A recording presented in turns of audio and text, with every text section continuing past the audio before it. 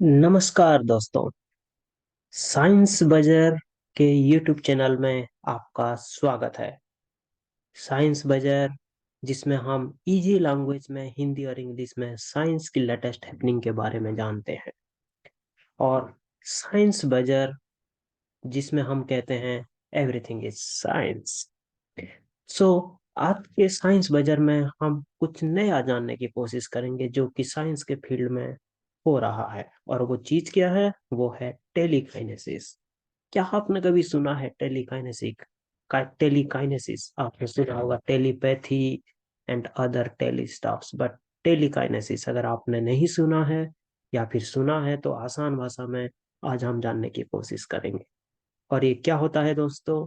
ये होता है moving objects without touching them is telekinesis. मतलब कोई भी एक चीज हो जिसको हम बिना टच किए अगर हम उसको मूव कर पाएंगे तो हम उसको कहेंगे टेलीकाइनेसिस। इस पे आप ये मत समझ लीजिए कि आप रिमोट कंट्रोल से ड्रोन चलाएंगे, ड्रोन उड़ा देंगे, या रिमोट कंट्रोल से आप गाय कार या छोटे छोटे टॉय चलाएंगे तो वो टेलीकाइनेसिस नहीं। वो रिमोट कंट्रोल एक अलग चीज होता है, हम आगे डिस्कस करेंगे। टेलीकाइनेसिस डिफरेंट चीज होता है। क्या होता है चलिए जानने की कोशिश करते हैं। तो ये है दोस्तों, इसकी डेफिनेशन पे अगर हम आएंगे तो टेलीकाइनेसिस का डेफिनेशन कहता है the power to move, manipulate और otherwise interact with objects matter without any physical touch. और इसका दूसरा डेफिनेशन है telekinesis can refer to a variety of different means of influencing matter और एनर्जी फ्रॉम ए डिस्टेंस। इसको अगर आसान भाषा में समझने की कोशिश करेंगे तो मान लीजिए यहाँ पे एक बच्चा है और इसके काफी डिस्टेंस में एक एप्पल पड़ा हुआ है।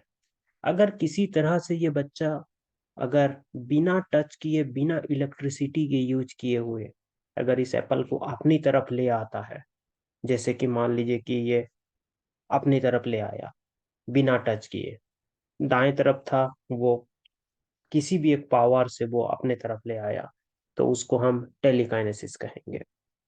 चलिए इसका एक दूसरा एग्जांपल देखते हैं। आपको कुछ याद आया?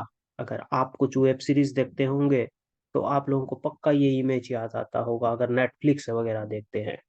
जी हाँ दोस्तों, यहाँ पे एक ये बच्चा है जो कि अपने पावर इस्तेमाल करके वो एक कोका कोला का कैन है, एक कोल्ड ड्रिंक का, उसको वो बैंड कर सकता है ना। और ये नेटफ्लिक्स सीरीज एक आई थी स्ट्रेंजर थिंग्स में, जिसपे एक मिस्टीरियस कैरेक्टर था जिसका नाम है 11। और उसके पास पावर था जो कि ऑब्जेक्ट्स को मूव कर सकता था अपने माइंड को यूज करके, है ना, विदाउट टचिंग देम। तो ये एक काइंड ऑफ टेलीकाइनेसिस है। तो इसके चलते क्या आसपास बज हो रहा है साइंस में? चलिए देखते हैं थोड़ा सा साइंटिफिकली की क्या चीज है। तो दोस्तों एक रिसर्च पेपर आया था 2022 में, है ना, और ये रिसर्च पेपर आप पढ़ सकते हैं। ये एक स्प्रिंगर ओपन का जर्नल है, ई लाइट करके जर्नल का नाम है। और इस पे पब्लिश हुआ था जिसका टाइटल था remotely mind controlled Meta surface by brain waves. मतलब ब्रेन वेव को यूज करके कैसे रिमोटली आप मेटा सरफेस को कंट्रोल कर सकते हैं, इसके बारे में स्टडी था। अगर आप साइंस फील्ड से हैं तो आप ये पेपर पढ़ सकते हैं। इसके इंट्रोडक्शन में इसको पढ़ के आप बहुत कुछ आइडिया जनरेट कर सकते हैं। ये 2022 हाल ही का ही पेपर है। और ये स्टडी हुआ था एयरफोर्स इंजीनियरिंग यूनिवर्सिटी सांजी में है, चाइना में, और वहाँ का एक रिसर्च रिसर्च पेपर है ये। और एक दूसरा रिसर्च पेपर आया है अभी रिसेंटली जो कि एक बहुत अच्छा जर्नल है, जो जर्नल का नाम आप सुने होंगे साइंस में, नेचर कम्युनिकेशन करके एक जर्नल का नाम है। और इसमें ये देखिए ये एक्सेप्ट हुआ है 17 अक्टूबर को, अभी जस्ट 2 महीने पहले एक्सेप्ट हुआ ये पेपर। और ये पेपर का टाइटल कहता है shaping contactless radiation forces through anomalous acoustic scattering. और इस पेपर का जो रिसर्च हुआ है, ये रिसर्च हुआ है department of mechanical engineering, university of Minnesota, United states of America.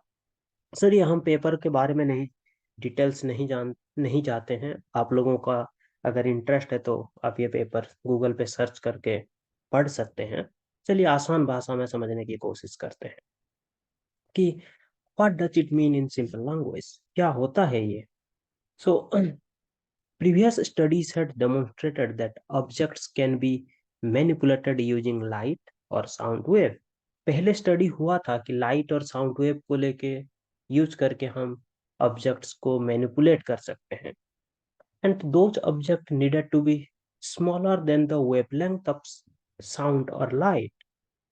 जो पहले ऑब्जेक्ट्स हम मैनिपुलेट कर सकते, जो मूव कर सकते थे, उसका साइज बहुत छोटा था, तभी हम उसको कर सकते थे. लेकिन this time researchers have expanded the previous finding with a new method capable of moving larger objects. अब बड़े ऑब्जेक्ट्स को भी हम मूव कर सकते हैं. और वो कैसे कर सकते हैं? And that is in the principle of meta material physics. So अब एक न्यू टर्म आ जाता है कि मेटा मटेरियल फिजिक्स. ये क्या होता है दोस्तों? Then meta materials are materials that are artificially engineered to interact with waves. देखिए, like light or sound. When a metamaterial pattern is on the surface of an object, human can use sound to move it in a specific direction without touching it at all. मतलब Meta material ये होता है दोस्तों, इसको अगर आसान भाषा में मैं समझाने की कोशिश करूंगा तो एक आर्टिफिशियली इंसान का बनाया हुआ एक ऐसा सरफेस होता है जिसपे कोटिंग लगा दिया जाता है, जिस कोटिंग की वजह से अगर आप किसी वेब छोड़ेंगे उसके ऊपर, जैसे लाइट हो गया या साउंड हो गया, तो वो जो कोटिंग आपने बनाया है, मेटा मटेरियल की कोटिंग, उस कोटिंग की वजह से वो साउंड वेव या लाइट वेव उस पर इंटरेक्ट करके उस पूरे ऑब्जेक्ट को वो हिला सकता है. तो आप अगर साउंड अप्लाई करेंगे ऐसे किसी ऑब्जेक्ट में, तो वो बिना उसको टच किए भी आप उसको मूव कर सकते हैं. और इस रिसर्च जो ये नेचर कम्युनिकेशन में पब्लिश हुआ है, इनके जो साइंटिस्ट हैं उनसे पूछा गया था. इस साइंटिस्ट का नाम है ओगे ओगेयन इलिक, जो senior author of the studies हैं. उन्होंने क्या कहा? उन्होंने कहा कि we have known for a while that waves and light and sound can manipulate objects. What sets our research apart is that we can manipulate and trap much bigger object if we make their surface metamaterial surface और a meta surface. वही बात दोस्तों कि अगर आप किसी object का surface को अगर मेटा मटेरियल कर देंगे तो आप उसको साउंड के थ्रू और वेव की थ्रू, लाइट की थ्रू भी आप उसको चेंज कर सकते हैं. अगर वो ऑब्जेक्ट बड़ा भी साइज है, तभी भी अगर आप उस पर कोटिंग टाइप का लगा देंगे तब ये कर सकते हैं. ये प्रिलिमिनरी स्टडी ऐसा कह रहा है. ऐसा अभी मत सोचिए कि ऐसा होने लगा है, कोई मूवी नहीं बन रहा है, समझ रहे हैं. लेकिन ये मेटा सरफेस कंसेप्ट और ये चीजें अभी आ रहा है. तो then this new direction in research showing that without physical contact, बिना टच किए हुए, we can move objects and that motion can be controlled simply by programming what is on the surface of that object. इसका मतलब ये है कि अगर sir किसी भी ऑब्जेक्ट ले लीजिए, पेन ले लीजिए, पेपर ले लीजिए, कोई कैन ले लीजिए, कोई छोटा सा कार ले लीजिए, उसके सरफेस में क्या चीज से बना हुआ है उसको अगर हम बदल देंगे, और उसी पे डिपेंड करेगा कि हम उस ऑब्जेक्ट को कंट्रोल कर पाएंगे या नहीं कर पाएंगे. And this gives us a new mechanism to conduct less actuated things. और इसी को हम टेलीकाइनेसिस कहते हैं दोस्तों. एंड जैसे मैंने पहले भी बताया था कि here we are not talking about using remote control to move things, because remote control is remotely controlling electronics, but here to move objects without involvement of electricity, electric current.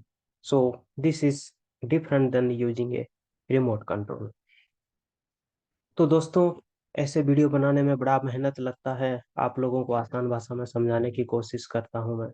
तो अगर आपको अच्छा लग रहा है तो आप प्लीज़ सब्सक्राइब कर लीजिएगा, लाइक कर लीजिएगा, और ज़रूर से अपना जो भी जैसा वीडियो देखना चाहते हैं आप कमेंट करिएगा. अच्छा लगा बुरा लगा कमेंट पे ज़रूर लिखिएगा. और हो सके तो अपने जो दोस्त हैं, यंग हैं, बड़े हैं, साइंटिस्ट हैं, जो भी हैं, सबसे शेयर कीजिएगा कि उनको भी ऐसी साइंस की नई नई चीज़ें पता चले. चलिए दोस्तों, इसको हम अगर हम कंक्लूड करेंगे तो कंक्लूजन क्या होगा कि while such things in real life is not possible, ऐसी टेलीकाइनेसिस रियल लाइफ में अभी तो नहीं आया है ना. लेकिन people in the near future might be able to actually move items without ever touching them। लेकिन हाल अभी नहीं है रियल लाइफ में ऐसी चीजें, लेकिन हो सकता है कि फ्यूचर में 50 साल 100 साल बाद या 20-30 साल बाद की ऐसी टेक्नोलॉजी हमारे पास आए कि हम ऑब्जेक्ट्स को बिना टच किए हम इसको मूव कर सकते हैं। तभी साइंस और टेक्नोलॉजी की ऐसी ग्रोथ हो सकता है। चलिए दोस्तों, आपने यहाँ तक सुना और मुझे लगता है कि आपको टेलीकाइनेसिस के बारे में कुछ आइडिया तो हो गया होगा। आप वो रिसर्च पेपर्स को पढ़िए अगर आपको बहुत ज़्यादा इंटरेस्ट है। अगर उसके बारे में जो बहुत ज़्यादा इंटरेस्ट नहीं भी है तो भी कोई बात नहीं, आपको साइंस की एक नई टर्म टेलीकाइनेसिस के बारे में आज तो पता चल ही गया। चलिए दोस्तों, थैंक यू वेरी मच। और मैं आप लोगों को एक आपका दिन बहुत अच्छा हो। Thank you so much. Bye bye.